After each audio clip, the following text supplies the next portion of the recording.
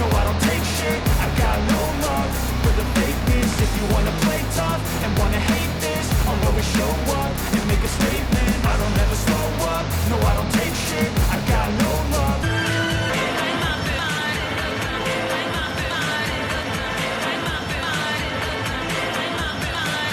Allez, les images de Toronto, mais très rapidement donner une information puisqu'on parlait de la blessure de Lamine Camara. Eh bien, sachez qu'effectivement, il est blessé et c'est Iliman Ndiaye qui va le remplacer donc dans le 11 aligné finalement par Pape Thiaw. Pape Thiaw qui ne prend pas de risque de le faire jouer au risque de perdre un changement. C'est donc Iliman Ndiaye qui va démarrer à la place de Lamine Camara.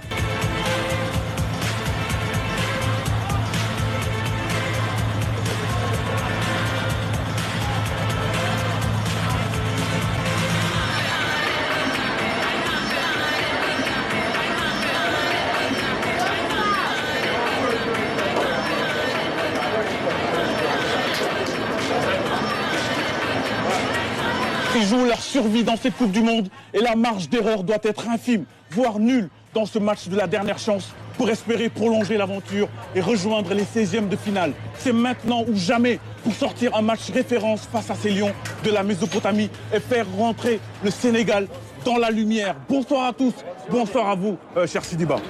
Papa Alassane, match important, très important aujourd'hui pour le Sénégal, un match pour une qualification en 16e de finale. Et aujourd'hui, le Sénégal n'a pas droit à l'erreur. Ouais, pas le droit à l'erreur après avoir perdu donc les 2 premiers matchs dans ce groupe I. Il faudra répondre maintenant face à cette équipe irakienne qui également, comme le Sénégal, a perdu ses 2 premiers matchs. Il faudra sortir le grand jeu. Et on a vu dans le 11 de départ qu'il y a eu des changements, notamment la titularisation d'Abdoulaye Seck en lieu et place du capitaine Kalidou Koulibaly. C'est peut-être la titularisation qui interroge le plus pour un joueur qui n'a pas joué depuis peut-être 5 mois. Avec la fin du championnat israélien en mars. Oui, tout à fait. Je pense que tout le monde s'attendait peut-être à la présence de Mamadou Sarr ou bien peut-être Pathé Ciss qui recule d'un cran.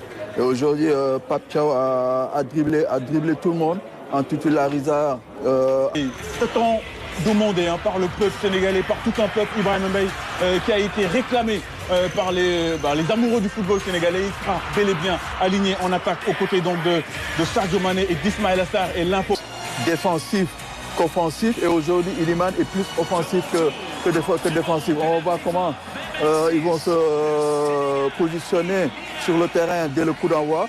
Mais là, c'est la question que je me pose. Comment on va utiliser Lamine Iliman à la place de Lamine Camara.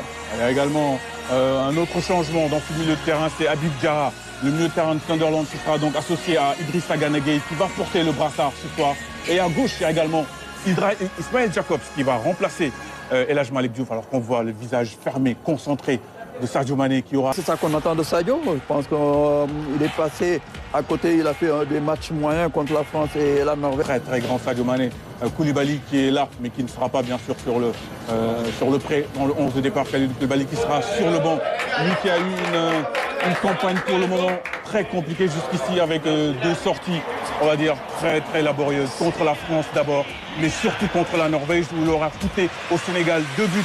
Les 2 sélections sont en train de s'avancer sur cette pelouse du BMO. Il n'a pas fallu le mettre sur le banc dès le début de la compétition et espérer une montée en puissance dans le tournoi. Ouais, pour moi, c'était la meilleure solution du moment que déjà, après le match...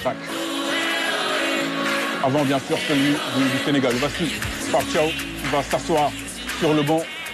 Pape Thiaw qui doit être dans une situation inconfortable. L'hymne national du Sénégal. L'hymne national du Sénégal.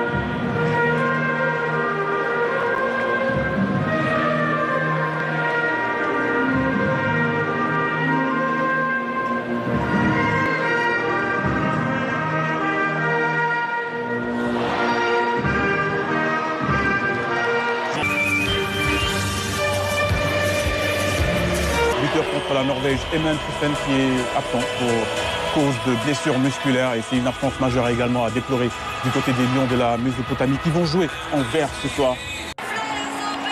Seulement une victoire, mais surtout avec un certain écart. Pourquoi pas 3 buts d'écart pour espérer faire partie des 8 meilleurs troisièmes dans cette Coupe du Monde-là, où il y a quand même beaucoup de surprises. Hier, on a vu la victoire de l'Équateur. Il faudra mettre tous les ingrédients, il faudra être concentré, il ne faudra pas rater ce match comme on a raté les deux matchs précédents. Donc aujourd'hui, c'est un match où il faudra tout donner. On va partir où son coach adjoint, Teddy Pellerin. Ce sera avec un écart encore plus important parce qu'il faut rappeler que leur goal average est très déficient. Ils sont à -6, les Irakiens. Oui, leur tâche est plus difficile que celle du Sénégal. Donc eux, je pense que pour se qualifier du côté du Sénégal est plus facile pour eux. Mais on ne sait jamais en football. Et eux, ils veulent sortir du tournoi de la meilleure des manières. Et ils espèrent aussi prendre un résultat positif ici. Alors qu'on a vu une image assez importante, saisissante, j'ai envie de dire. C'est bien Moussa Niakhaté qui a pris la parole pour booster ce 11 de départ, booster toute une équipe pour aller chercher la victoire, sortir un match référence pour enfin lancer cette compétition pour les Lions. Ibrahim Mbaye qui est encouragé aussi par Sadio Mané. Une titularisation importante dans sa jeune carrière, lui qui a quand même joué des matchs importants, mais c'est sur le plan européen. Mais ça, c'est à l'échelle mondiale. Please rise if you're able and join us in observing a moment of silence for the victims of the earthquakes in Venezuela. Veuillez vous lever si vous pouvez. Ouais, une minute de silence pour les victimes du tremblement de terre au Venezuela, qui a fait plusieurs centaines de morts.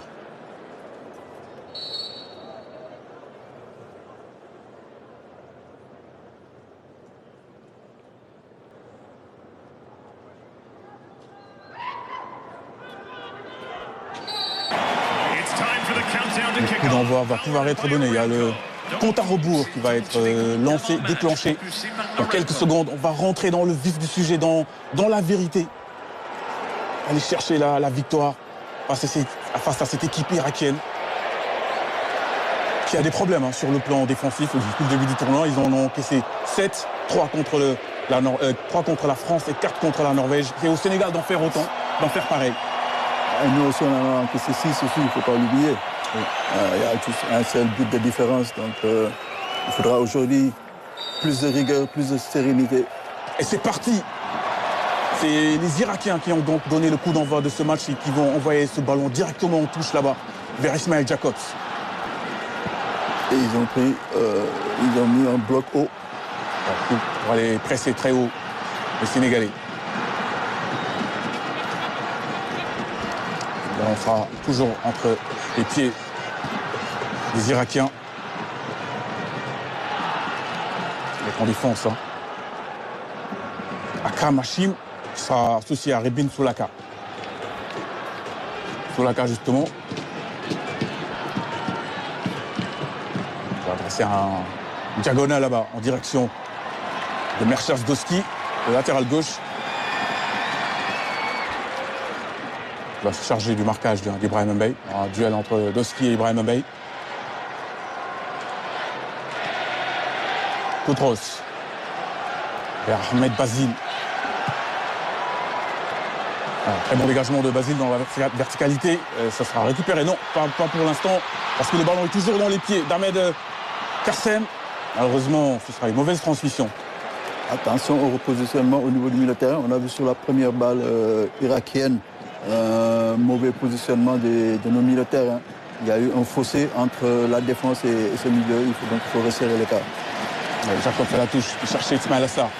J'ai l'impression qu'Ismail Assar occupe bel et bien le couloir gauche et que c'est peut-être Sadio Mané qui va occuper la pointe de l'attaque. Ismail est au centre, comme avant-centre. Ouais. Sadio est à gauche.